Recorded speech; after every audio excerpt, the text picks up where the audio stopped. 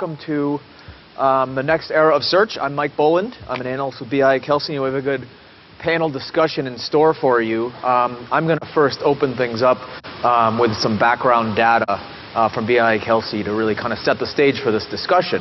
So anyway, a lot of this results from a white paper that I just published last week, which is really also the title of this session, The Next Era of Search. As search and as user engagement is really migrating in a lot of ways from desktop to mobile, how is search itself transforming, and how are search players transforming themselves to really adapt to that reality? And one of the background points is that as that transition happens, a great deal of the growth in terms of user time is going towards apps as opposed to the mobile web. Now that is kind of disruptive and challenging for the Googles of the world because they have positioned themselves traditionally as the front door to browser-based experiences. So the question is, how are they transitioning to live in this more mobile and more app-based world? Now this is happening on a few different, what I like to call battlefronts, and I'll roll through these quickly. The first one is the mobile web. And one of the challenges that is really the reason for the data we just saw, that the app world is really gaining a lot more share than the mobile web, is essentially because the mobile web is a lot more functionally inferior. When you look at the fact that it doesn't tap into native hardware as well as apps do in terms of processing speed and things like the GPS chip. And also the mobile web has become really a Wild West environment where any website will render there, as opposed to the more relatively curated app environment where there's a lot more quality control with things like app stores, especially on iOS. So the result of that is the mobile web has lost share. And again, companies like Google don't like that. So Google's one of their biggest kind of initiatives these days is to clean up the mobile web. If they can make a more attractive place for users to come, more traffic will flow through their front door, which has basically been the basis of their revenue model since they began. So they're doing a lot to kind of clean up the mobile web, so to speak. And most recently, you probably all heard Mobilegeddon. This was big news about 4 months ago. Really one of Google's biggest efforts to put the world on notice that sites that were not optimized are going to be punished in the form of lower search rankings in mobile search results. Now, when we say mobile optimized, that essentially means no horizontal scrolling, no small type. There's a whole list of criteria that they provide. They also provide a website where you can plug in your own URL and see if you pass the test. This is actually the BI Kelsey homepage, which we were glad to see pass the test. But it's interesting that almost half of the Fortune 500 has not passed that test. And I say this to point out that we're talking about the Fortune 500 here. So if you go down market to SMBs, which tend to be less adaptive and really kind of trailing indicators of these types of trends, it's really going to take a long time for the mobile web to really evolve as an SMB medium and kind of get to where we need it to be as a robust tool. So that leads to the second battleground, which is the appverse, where all that traffic is going. So companies like Google, in addition to trying to clean up the mobile web, are also trying to position themselves at the front door of this kind of app environment where all the traffic is going. So they're kind of placing many bets, and they're trying to be that front door to the web, kind of webverse, I'll call it, or sorry, the appverse, that they have traditionally been in indexing the web. A few ways they're doing that is simply to index or try to index a lot of apps and the ones on your phone so that search results can detect the apps that you have and then deep link within those apps as it pertains to your search query. Another way this is happening, moving beyond Google as an example, there's a lot of different flavors of deep linking that are kind of taking over. This is one from a company called Verb that's proposing to ease the pain point of planning a night out by preventing you from having to do what you would otherwise do, is jump around to a lot of disparate apps. That could include Fandango for movies, YouTube, Safari, Yelp, Foursquare, all of these different apps that require a very kind of fragmented and disjointed process of jumping in and out of apps. So they propose to be one front door that essentially pulls in the data and the content from all of these different sources. Another interesting form of deep linking that's starting to evolve is more of a customized or kind of one-off situation where companies like Button will offer to create kind of buttons or functionality within a given app that deep links or pulls in functionality from another app. Their most famous example is what they've done for Foursquare in bringing Uber functionality within the Foursquare app, which is very much a complementary function to the process of planning a night out or deciding where you're going to go next. You can summon an Uber ride right from within that app as opposed to jumping over to Uber separately. Now, that kind of deep linking topic leads to the third kind of battleground, which is what Google's doing with Google Now. And really this is all about interoperability of apps. And the one example I guess I'm giving here, I don't mean to be so Google-centric in this presentation, but the one example here of that kind of effort towards interoperability is Google Now. And what they're trying to do is be more of a hub. So the deep linking examples I just gave are more of a spoke-to-spoke system where one app will deep link to within another. Google wants to be the front door to basically form a personalized profile of you based on your past history and the unique array of apps that you might have on your phone. And based on that, kind of pull together information and then predictively send you things that it seems to be or that it deems to be useful.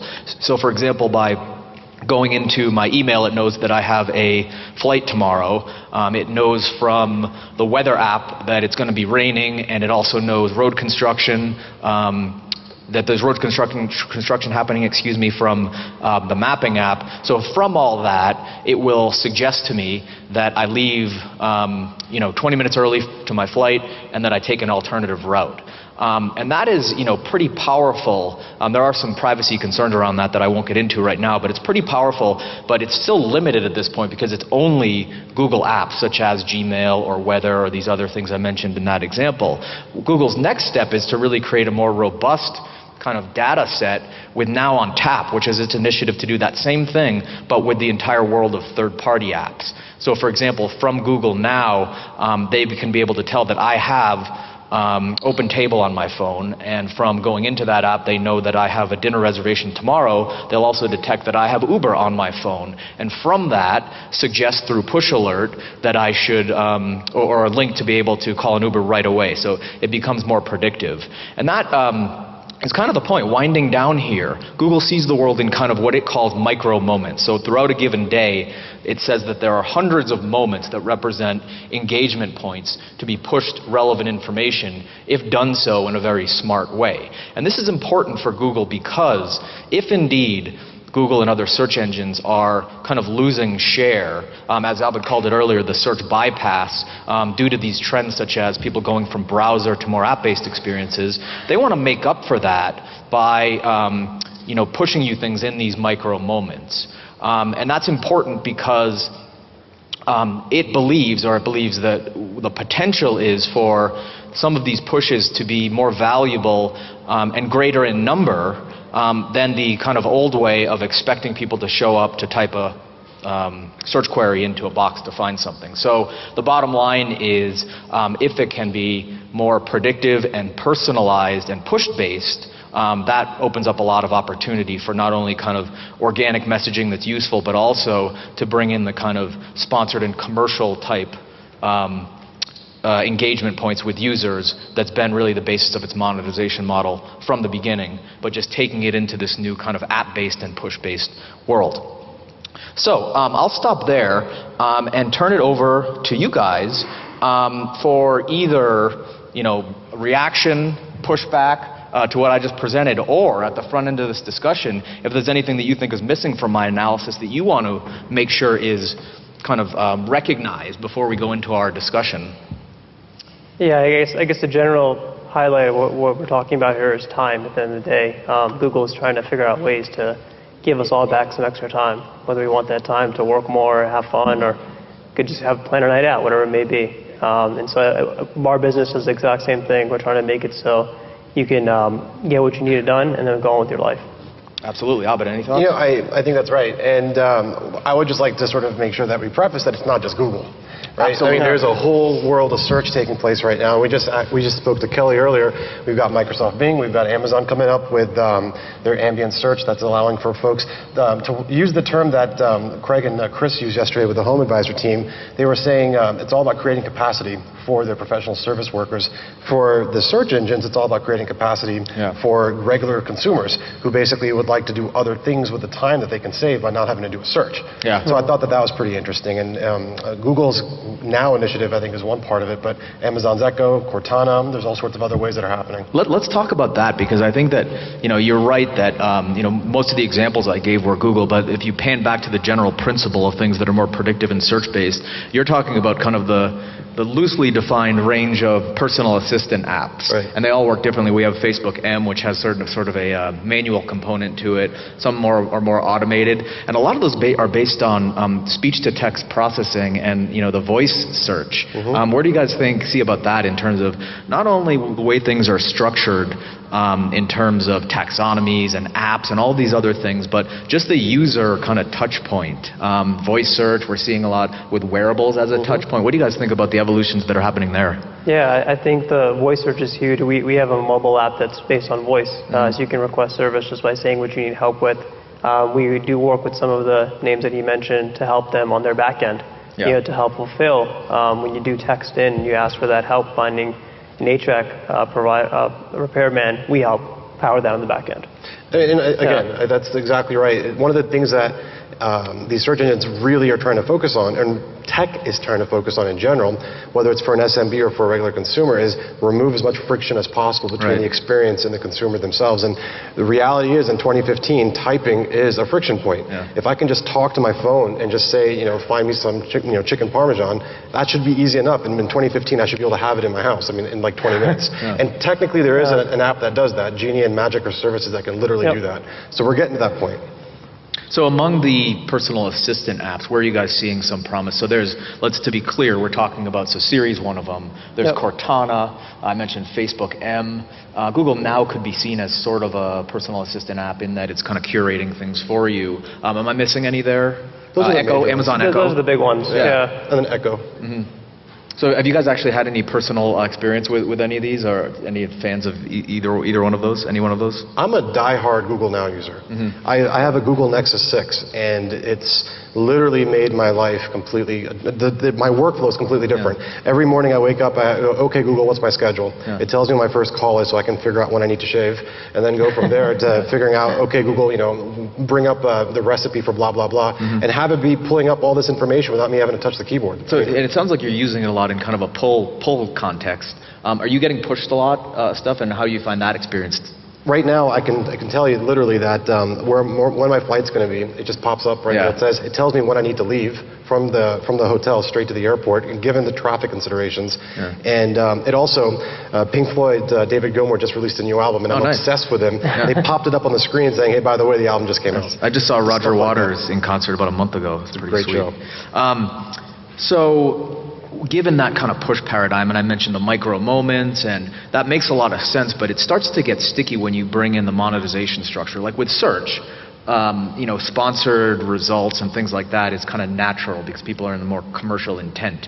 With a push-based type of situation, commercial messaging is probably a little bit more difficult of a proposition. But do you agree with the premise that, I don't know, if things are being pushed and done so in an intelligent way with these micro moments throughout the day, that is one way to at least make up for the loss of search query volume that Google and others are suffering from? Isn't that what Talk Local literally does? Yeah, exactly. I mean, we're paid for performance, and so it's great if when that consumer raises their hand, or even before they raise their hand, and we pop up and know that they have an HVAC issue. That's great. That's the best situation for both sides.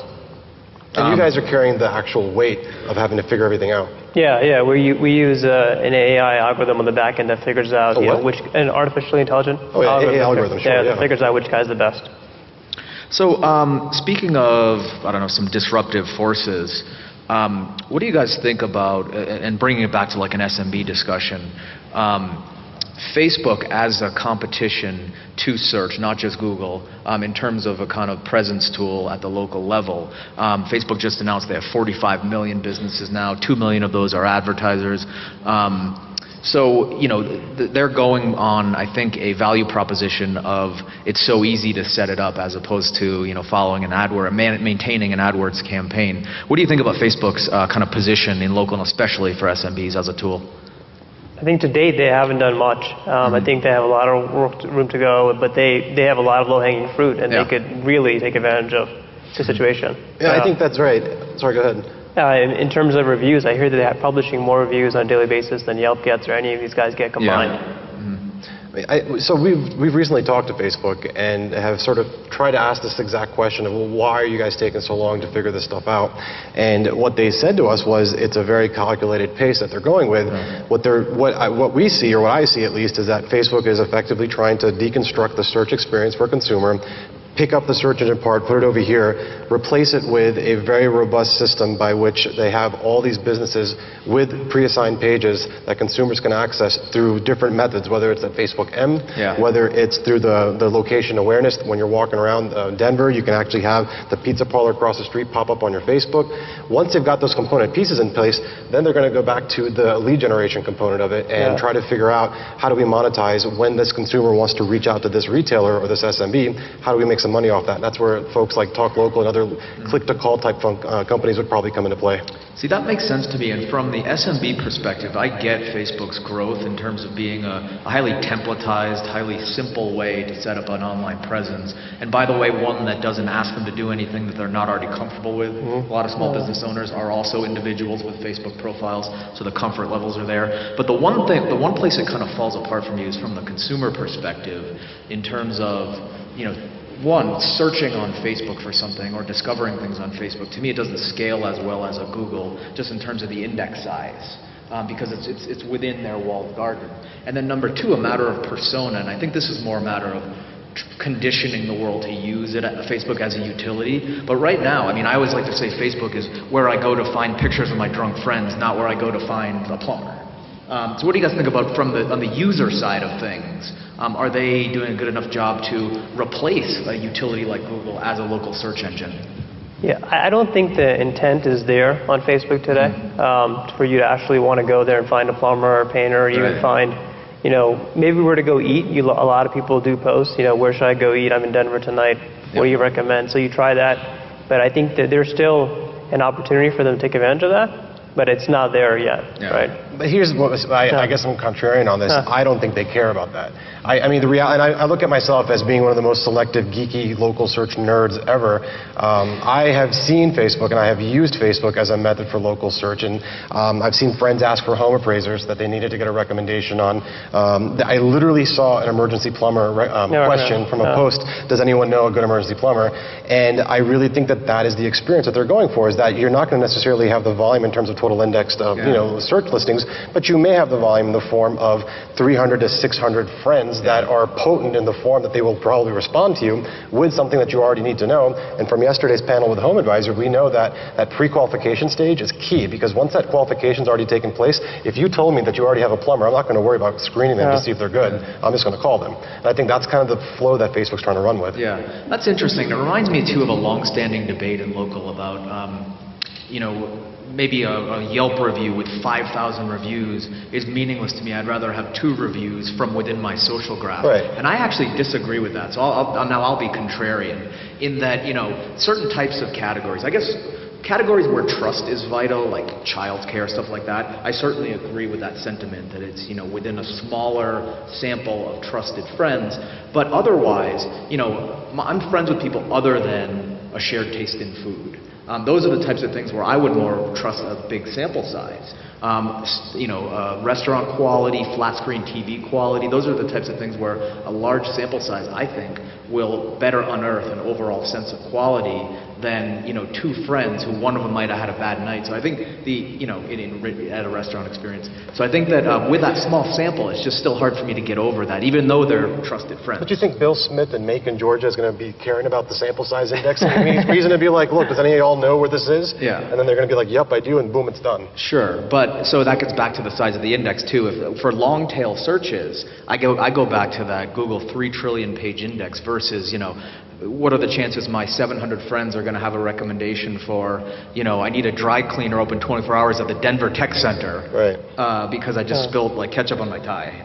That is a great business case for what Facebook would say to the Denver dry cleaner folks, that hey, there's a situation where there's going to be a guy walking around this hotel that's probably going to need a dry cleaner. When he's walking around, you better have a location awareness ad pop up to let him know, hey, by the way, we have a dry cleaner here. That's the exact business case, I would imagine. Now, that also, one advantage they have over Google, if we're talking about like a search versus kind of social graph type of discussion, another advantage they have is just that, the data, and also this kind of offline attribution topic that's been like the holy grail in local. I think Facebook is a sleeping giant there, because what they're going to be able to do is, because you're always signed into Facebook through all of your devices, they're now subsidizing beacons for small businesses and local businesses. So that closes the loop for them, because they know you walked in, because on all of your devices you're already signed in. Most likely, most people are signed into Facebook. So they can tie that online to offline gap closer than anyone ever could, just because of Facebook Connect and that social authentication engine.